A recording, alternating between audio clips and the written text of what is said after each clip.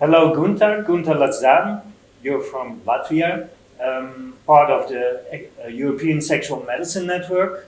Um, we are here together in Ljubljana, having our final meeting, I'm sorry to say. And how was that meeting? The meeting goes on well, and I still, after this interview, I am to run for the final session on very important topic. And this is one of already the things that, despite the fact that this is the final face-to-face meeting, collaboration, networking, and contacts go on. We don't give up. We don't give up, and there are a lot of initiatives that have been started by European Sexual Medicine Network that are so important and that they can't be stopped when the cost action European Sexual Medicine Network stops.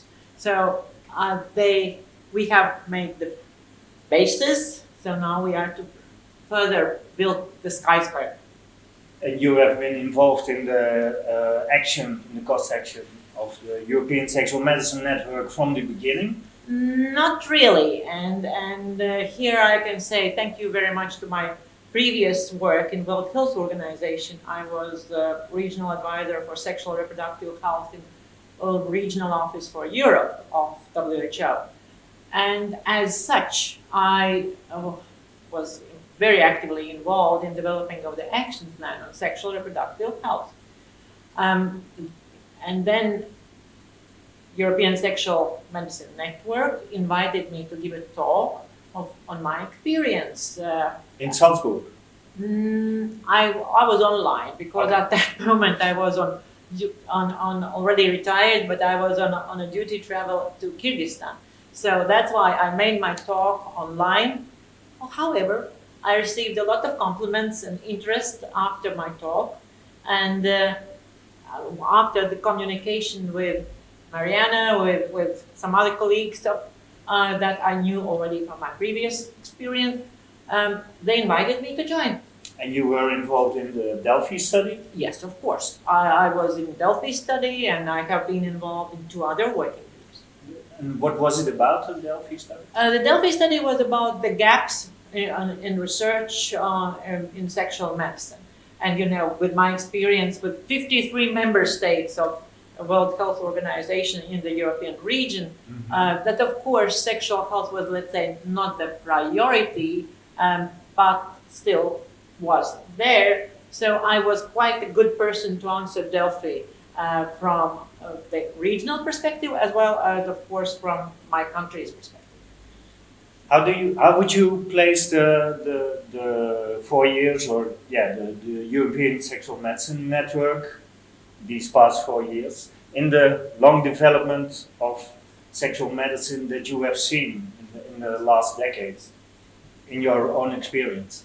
I would say it's a very important activity, very important networking, because with my experience, and I have been in the field of sexual reproductive health for many years and in many countries, I always have had trouble when we speak about sexual health. When we speak about reproductive health, it's easier. When we speak about sexual health, it's usually not that topical, or we don't have money for that. There have been a lot of excuses why to put sexual health aside. It's not deemed important enough. Enough, that would be say. It's not fully important, but still on the priority list, it's not on the highest priority. From the health perspective, there of course are non-communicable diseases and many other diseases and problems when people are, let's say, dying. And because World Health Organization, of course, is an organization that the policy and activities are agreed upon, World Health Assembly, member states. These are actually the real World Health Organization people and nations and member states. And how diverse is well. And just one example, if sexual health as such has not been defined officially, there is no agreement what it is sexual health. We are using World Health Organization working definition of sexual health. but it has not been defined. That means it's difficult to agree. However, I have struggled for all my career to try to convince, and I am very proud that I have succeeded in many cases. But Cost Action, European Sexual Medicine Network, really helped in a lot already now after my career, really to, at least in Latvia, to prove the importance, for example, for sexual and reproductive health survey in Latvia. So it really pushed the agenda. What about sexual pleasure? Because you have sexual dysfunction, sexual health, so that's already a bit more positive, and then sexual pleasure, I'd say. I have been through this wonderful discussion when we developed an action plan. I would say on a European scale, word sexual pleasure was one of those that really made the final decision during the regional committee when the document was approved. Some countries, and you can look for the WHO webpage, which countries have not agreed upon. They have withdrawn. Step back. Yeah, Mm-hmm. they did not ban the document, but they were stepped back, and that's not only sexual pleasure. Of course, there were other sexuality education. Still was a very difficult topic. Emergency contraception. There were several difficult topics.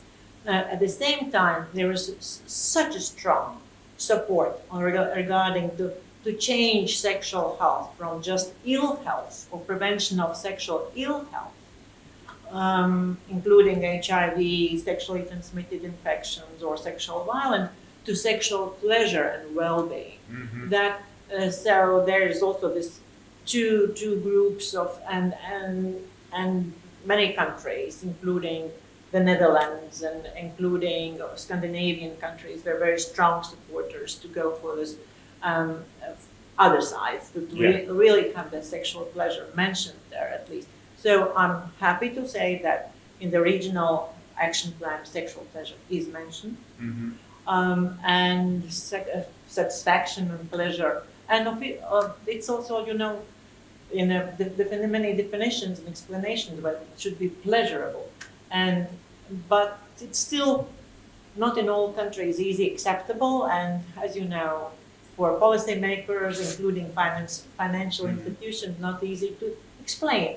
That's why I still think that European Sexual Medicine Network helps a lot with its research, with its publications, that we can read, we can share, and I have tried during European Sexual Medicine Network, and I have not only tried, but also succeeded to involve younger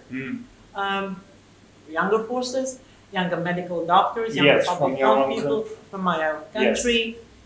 So even during this conference, there was a student of mine who is from Riga Strategic University, and she has been involved in our sexual and reproductive health evaluation study, and she has been also doing some specific sexual health study for HIV positive people living with HIV in Latvia. So she has been already without interest, at least she could express her interest. And that's why it was really great that there was a coincidence. She's on Erasmus here in Ljubljana, and our network, European Sexual Medicine Network, is so welcoming and open that she could come and join and even speak. Yeah, like an easy, accessible network. What are your future plans in this regard?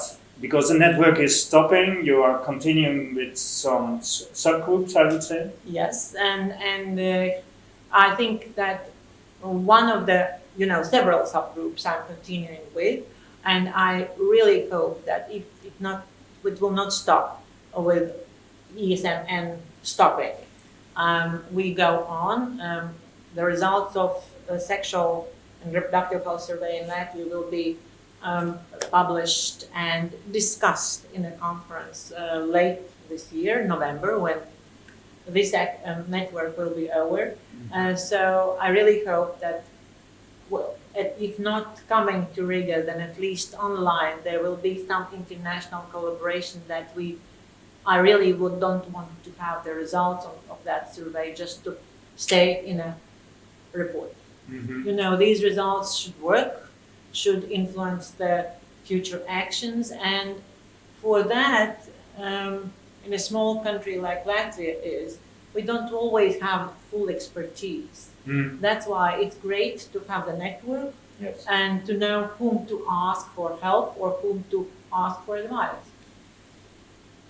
I heard you mentioned a little bit earlier that you want to give the fire to the younger generation, but you are still remaining active.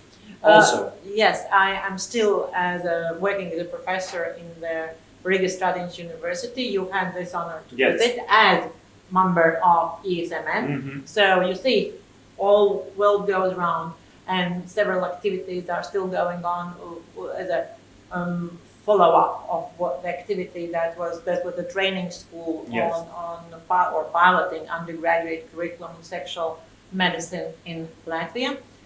So I hope it will also go on, and yes, I will try to go on as a professor, and I'm also their senior researcher in the Institute of Public Health in the Riga Students University. So there's project goes on, and involvement of young people. This is my task and my interest. Yes. Well, thank you very much for this interview, and I will see you again. I hope, and thank you. Thank you very much for your questions, and thank you very much for collaboration so far. All right.